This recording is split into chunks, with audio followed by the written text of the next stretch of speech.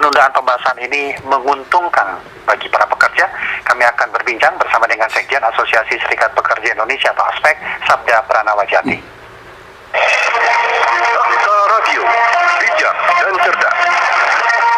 Assalamualaikum, selamat malam Pak Sabda. Malam Mas. Iya, menurut Anda penundaan ini apakah sudah tepat? Ya, pertama kami tentunya mengapresiasi apa yang diputuskan oleh Pak Jokowi ya, walaupun terus terang keputusannya belum memuaskan kita. Karena sesungguhnya keinginan kita adalah, permintaan kepada Pak Jokowi adalah mencabut seluruh RUU Cipta Kerja itu. Jadi tidak perlu dibahas semuanya ya, keseluruhannya, karena sebenarnya bermasalah tidak saja klaster ketenagakerjaan, tapi juga klaster-klaster lain, ada sumber daya alam. Ada 10 klaster lagi kan Pak yang Betul. tidak ditegaskan ditunda atau tidak itu? Betul, itu kan karena memang kami dari Serikat Buruh cukup solid dan kenceng ya, menyuarakan penolakan. Tapi kan elemen-elemen masyarakat lain yang bidangnya lain, itu kan kelihatannya masih belum maksimal menyuarakan penolakannya, walaupun sudah ada ya. Nah, ini kelihatannya Pak Jokowi baru merespon kita, tapi pada prinsipnya pertama kita mengapresiasi putusan Pak Jokowi karena memang di tengah masa wabah COVID-19 ini seharusnya semua pihak bisa menahan diri lah ya, untuk tidak melakukan pembahasan di saat wabah COVID-19, karena Serikat Pekerja sebagai salah satu stakeholdernya kan juga kesulitan kalau kemudian mau memberikan masukan-masukan kepada DPR misalkan begitu kan. Tapi kan ini tidak sesuai dengan keinginan bahwa ditunda, kan beda dengan dicabut Pak. Nah itu tadi pertama kita mengapresiasi karena keputusan jangka pendeknya untuk menunda selama wabah COVID. Tapi sebetulnya tuntutan kita adalah menarik seluruh RUU Cipta Kerja itu dari pembahasan. Kemudian silakan Pak Jokowi mengajukan lagi tidak melalui mekanisme Omnibus Law gitu kan. Kalau Omnibus Law-nya 79 undang-undang akan terdampak. Hanya ada berapa klaster, hanya menjadi beberapa pasal gitu kan, itu akan sangat sangat berisiko besar dan berpotensi adanya pasal-pasal selundupan yang kita nggak paham bagaimana permainannya gitu kan. Kebetulan kami di Serikat Pekerja kan memang sudah membahas, membaca, mengkaji, membandingkan dengan Undang-Undang 13 2003 gitu kan. Kemudian di pasal-pasal di Undang-Undang Cipta Kerja itu RU-nya, katakanlah ya ada pasal 1 kemudian dipindah ke pasal yang lain, di otak-atik begitu. Tapi sebetulnya karena kami memang sudah terbiasa menggunakan Undang-Undang 13, kami tahu mana yang kebetulan, yang sebetulnya ini adalah diselundupkan gitu kan, mana yang kebetulan ini sebetulnya dihilangkan, kesannya masih ada seperti upah minimum. Pemerintah memang masih menggunakan istilah upah minimum. Itu yang kemudian di masyarakat luas, loh ternyata upah minimum masih ada kok gitu kan. Tapi di masyarakat nggak paham bahwa Undang-Undang 13 itu terkait dengan upah minimum ada 3 komponen, yaitu kebutuhan survei kebutuhan hidup layak, inflasi, dan pertumbuhan ekonomi. Di Undang-Undang Cipta Kerja hanya dengan pertumbuhan ekonomi, kenaikan upah minimumnya, ini kan sudah 2 komponen hilang. Tidak ada begitu Pak ya. 2 komponen hilang gitu kan. Itu yang nggak dipahami sama masyarakat. Kemudian ketika outsourcing dan pekerja kontrak dibebaskan, kita bilang masyarakat ada yang bilang masih ada tuh pekerja tetap atau PKWTT gitu kan. Memang betul pemerintah masih menggunakan istilah itu, tapi ketika kemudian pekerja outsourcing dan pekerja kontrak dibebaskan, maka semua perusahaan akan menggunakan mekanisme itu. Tidak ada lagi batasan, sehingga tidak merasa wajib untuk kemudian mengangkat menjadi pekerja tetap. Nah, di sini yang kemudian masyarakat nggak paham, masyarakat awam ya, nggak paham bahwa ada permainan-permainan pasal selundupan di dalam RUU Cipta Kerja itu. Dan kita minta kepada Pak Jokowi sesungguhnya menarik seluruh RUU Cipta Kerja, kemudian memasukkan aja rancangan undang-undang baru, misalkan RUU tentang investasi gitu ya. Jangan kemudian atas nama investasi upah minimumnya dihilangin, pekerja outsourcing dibebaskan, kontrak dibebaskan. Ini mau untuk kepentingan siapa kan gitu. Ya.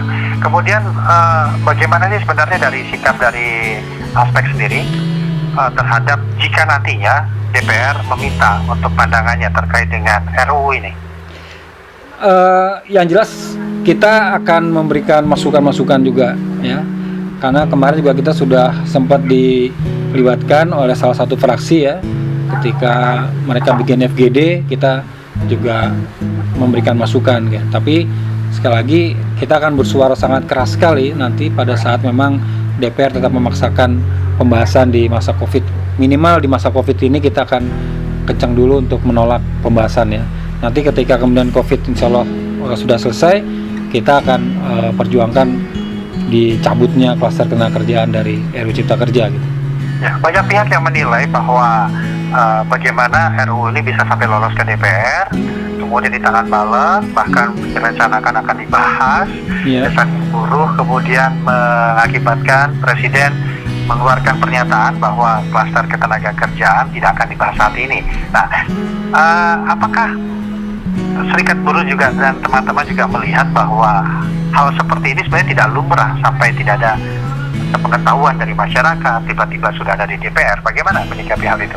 Ya, jadi proses Omnibus Law RUU Cipta Kerja ini sebenarnya kan memang dari awal tidak transparan. Ketika Satgas Omnibus Law RUU Cipta Kerja dibentuk oleh Menko Perekonomian, itu tidak ada serikat pekerja di situ. Yang ada hanya Kadin, Apindo, dan beberapa kalangan akademisi. Nah, dalam proses pembahasan awalnya mereka selalu mengatakan sudah melibatkan atau mengajak bicara serikat pekerja, tapi faktanya nggak pernah. Belum itu pernah faktanya. sama sekali, Pak. Kenapa? Belum pernah sama sekali. Padahal Tidak. katanya di draftnya itu ada disebutkan di sana bahwa nanti akan mengundang pihak-pihak dari pekerja untuk itu. Nggak, jadi Satgas Omnibus Law dibentuk dulu, mereka susun sendiri, tapi mengklaim sudah melibatkan kita. Baru kemudian kita teriak-teriak bahwa kita tidak pernah dilibatkan, Menko Perekonomian mengeluarkan lagi tuh tim penyusunan dan pembahasan RUU Cipta Kerja. Tapi pada tanggal katakanlah saya lupa tanggal berapa waktu itu ya, tanggal hari ini misal di keluar SK dari Menko Perekonomian, besok itu RU-nya sudah masuk ke DPR. Kan jadi sebenarnya akal-akalan aja itu pembentukan tim itu, karena memang tidak pernah ada pembahasan dan tidak pernah mau membahas dari awal secara transparan bersama serikat pekerja gitu, hingga akhirnya masuk ke DPR. Jadi seolah-olah kita sekarang dibenturkan DPR dengan rakyat, dengan serikat buruh. Udah kalau mau berantem sama DPR aja tuh kan gitu kesannya. Nanti kalau pandemi ini sudah selesai, bagaimana ini sikap dari aspek bahwa kalau nantinya ini akan tetap dijalankan untuk melakukan pembahasan pada DPR? Posisi kita tetap menolak RUU Cipta Kerja itu, karena memang mengembalikan ke Undang-Undang 13 lagi. Iya, mengembalikan Undang-Undang 13 lagi, karena banyak sekali Mas hal-hal yang sebetulnya sudah memproteksi, memberikan perlindungan kepada pekerja dan rakyat untuk mendapatkan jaminan pekerjaan, mendapatkan jaminan upah minimum, itu kemudian dihilangkan semua dalam RUU Cipta Kerja. Ini siapa sih otaknya kan gitu? Ya otaknya ya para pengusaha itu, karena kita tidak terlibat dari awal. Dan jelas Satgas Omnibus Law hanya melibatkan Kadin dan Apindo kan gitu. Kalau ada pernyataan bahwa RUU di klaster ketenagakerjaan khususnya ini seakan-akan ada kontrak perjanjian lah dengan para pihak penanam modal nanti, ini bagaimana melihat hal itu? Ya, sekali lagi dari awal berkali-kali saya diwawancara juga saya katakan bahwa kami tidak anti investasi, silakan investasi masuk gitu ya. Karena juga akan meningkatkan pertumbuhan ekonomi dan menciptakan lapangan kerja. Tapi jangan kemudian rakyat dikorbankan gitu. Jangan kemudian pekerjaannya dikorbankan hanya atas nama investasi. Sekarang dari judulnya saja RUU Cipta Kerja itu udah manipulatif tuh, kesannya pemerintah peduli untuk menciptakan lapangan kerja, tapi sesungguhnya rakyatnya akan bekerja tapi tidak pernah bisa sejahtera. Jadi namanya saja sudah ada, sudah setuju itu Pak ya? Iya, cipta awal-awalnya kan cipta lapangan kerja, kemudian kita plesetin cilaka, kemudian diganti cipta kerja. Itu udah manipulatif gitu loh dari awal. Baik, Pak Sabda, berkaitan dengan Hari Buruh Internasional 1 Mei, apa yang akan dilakukan teman-teman pekerja nanti? Kita sih terus terang aja belum mendiskusikan teknis akan ngapain ya, karena kan sebenarnya kemarin tanggal 30 April itu kita agendakan juga untuk merayakan Hari Buruh ketika aksi nanti yang tanggal 30, tapi kan ternyata kita sepakati untuk kita batalkan untuk aksi tanggal 30-nya karena Pak Jokowi sudah merespon permintaan kita untuk menunda pembahasan selama Covid ya. Tapi kalau untuk perayaan Hari Buruh kita masih lihat perkembangan, karena kita kan juga pengen mendukung programnya pemerintah pusat dan juga daerah terkait dengan PSBB itu ya. Jangan sampai kemudian kita justru memperluas atau mempermudah penyebaran COVID-19 itu. Baik, terima kasih Pak Sabda Pranawajati sudah berbincang bersama kami. Selamat malam Pak. Wassalamualaikum. Waalaikumsalam warahmatullahi wabarakatuh.